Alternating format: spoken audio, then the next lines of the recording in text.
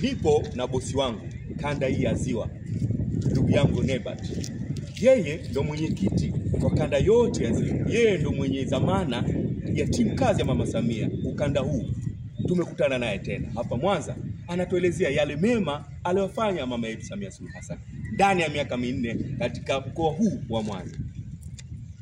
Mama Samia sapoti mama yetu mpendwa Dr.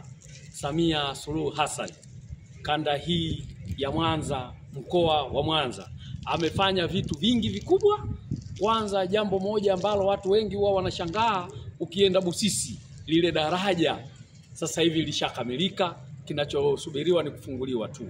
Lakini bado ukienda kwenye wilaya kadhaa za mkoa wa Mwanza, amefanya mengi. Wilaya ni nzuri, barabara ni nzuri, huduma za kijamii zinaendelea kuwa vizuri. Lakini ninachotaka kusema, mama yetu ni jasiri, ni mama asiyesikiliza maneno ya pembeni, zaidi ya kuweza kuijenga nchi. Tunataka nini zaidi?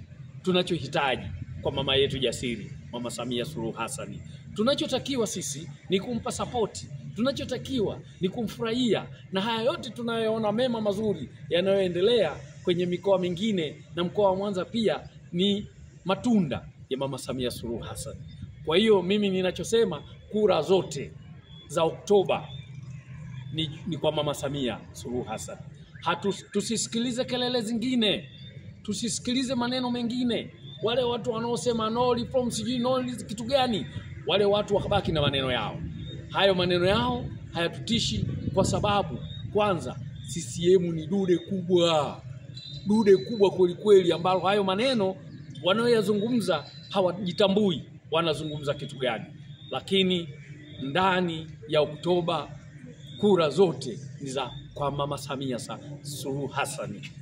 Ndiye mama yetu mpendwa tunayemwelewa. Mama Samia mitano oye!